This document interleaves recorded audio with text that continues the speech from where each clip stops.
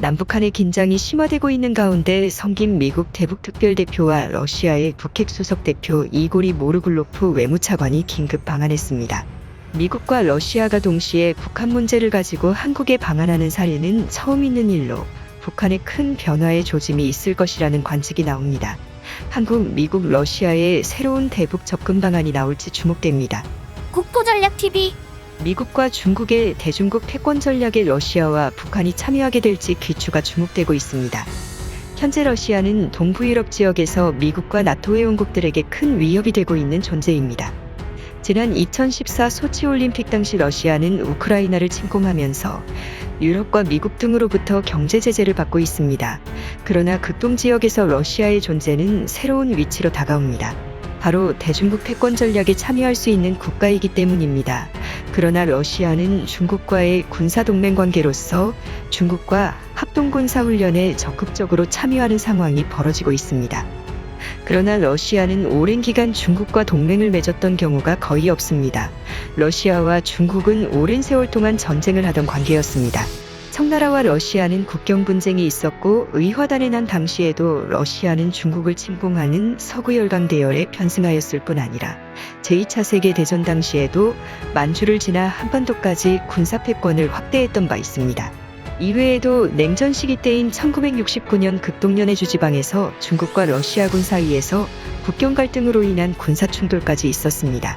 그 이후 1971년에는 미국과 중국이 손을 잡게 되면서 미국의 대소련 해체 전략에 있어 중국이 참여하는 꼴이 만들어져 중국과 러시아의 관계는 더욱 악화됐습니다. 소련이 붕괴하는 데 가장 큰 역할을 한 나라 중에는 바로 중국과 미국의 밀월 관계가 있었던 것인데요. 이러한 상황이 거꾸로 바뀌게 될 수 있을 것으로 관측됩니다.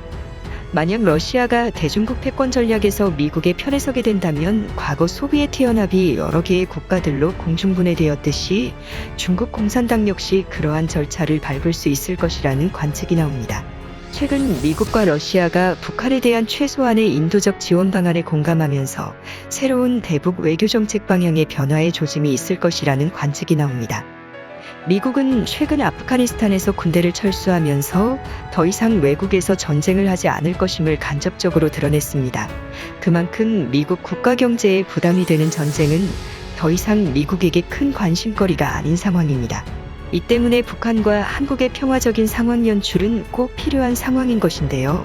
이것에는 주변 국가의 동의가 필요하며 북한에서 외부와 소통할 수 있는 제3국의 육상 루트 등이 필요합니다.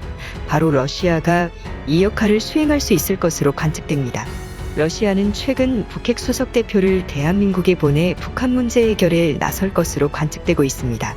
러시아가 이렇게 극동 지역 이슈에 관심을 갖는 이유는 세계 패권이 유럽이 아니라 동아시아 지역으로 이동하고 있기 때문입니다. 이 때문에 러시아는 사할린섬 개발이라던가 극동 지역에 대한 개발에 집중하고 있는데 큰 걸림돌 중 하나가 바로 북한입니다. 원래 러시아는 지난해 남북러 철도 연결에 관한 협상 테이블을 만들려고 하였으나 남북관계의 경색과 유엔의 대북 제재가 심화되면서 이러한 남북러 철도 연결 사업은 어렵게 되고 있는 추세입니다.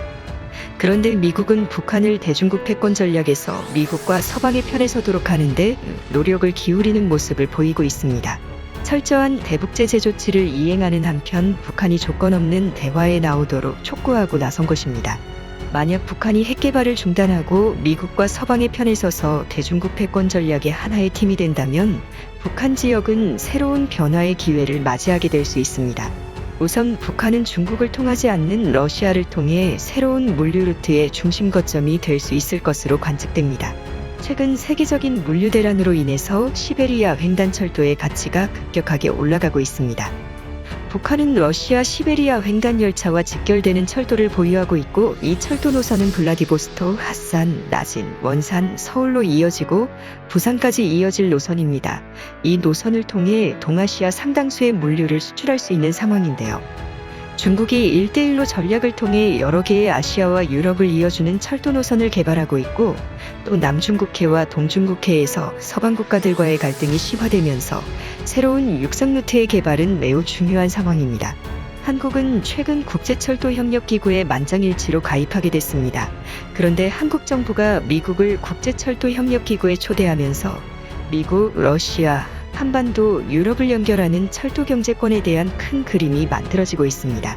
중국은 이 사업에 일찍이 눈독을 들이고 있습니다. 미중 간 패권 갈등이 심화되고 있는 최근에서도 중국은 미국 정부의 아시아 대륙과 북아메리카 대륙을 연결하는 베링해협 연결 사업에 있어서 자기 부상 철도로 연결을 하자는 구상을 제의하였습니다. 베이징에서 미국 시애틀까지 자기 부상 열차로 21시간이 걸리는 노선입니다. 중국 측에서 제안한 베이징 시애틀을 연결하는 철도 노선은 베이징과 시애틀을 연결하는 최단거리 항공 노선 루트와 거의 동일해서 공중을 부양하는 철도인 자기부상 철도가 연결될 경우 세계에서 가장 빠른 육상 교통수단이 됩니다. 그런데 이러한 자기부상 열차를 건설하는 데에는 가장 희귀한 광물 자원이 투자됩니다. 자기부상 열차는 막대한 양의 히토류를 필요로 하는 상황인데요. 현재 히토류 시장은 중국이 95%의 세계 시장을 중국이 혼자 독점하고 있으나 미국 내 연구기관에 따르면 북한은 중국보다 많은 세계 최대의 히토류 매장 국가로 분석되기 시작하면서 북한의 지정학적 가치가 점차 급등하고 있습니다. 히토류를 연구하는 미국 콜로라도 광업대학 연구원 패트리샤 슈커는 미국 언론사 내셔널 인터레스트에 북한의 히토류 매장에 관한 기고문을 내면서 북한의 정주광산에는 세계 히토류 매장량 2배에 해당하는 약 2억 1,620만 톤의 히토류 산화물이 매장돼 있다고 밝혔습니다. 이 때문에 북한은 중국 측으로부터 지속적인 히토류 광산 개발에 관한 압박을 받고 있고 대부분의 개발 협정을 중국과 체결하여 세계 히토류 패권을 또다시 중국에 빼앗길 처지가 되고 있는 상황입니다. 하지만 미국은 베이징 시애틀 노선을 중국 베이징이 아닌 한국으로 향하게 할 가능성이 매우 높다는 분석이 나옵니다. 그 이유는 중국의 견제 목적도 있지만 바로 한국의 원유 생산 시설 때문으로 해석되고 있는데요. 미국은 현재 세계 최대의 석유 생산 국가로 한국은 미국의 세계 원유 시장 확대에 가장 좋은 파트너십 국가이기 때문입니다. 미국은 막대한 부를 석유를 통해 창출하고 있습니다. 그런데 이 원유를 가장 많이 수입하는 나라가 다름 아닌 한국입니다. 그런데 한국은 단순히 원유만 수입해서 소비하는 나라가 아닙니다.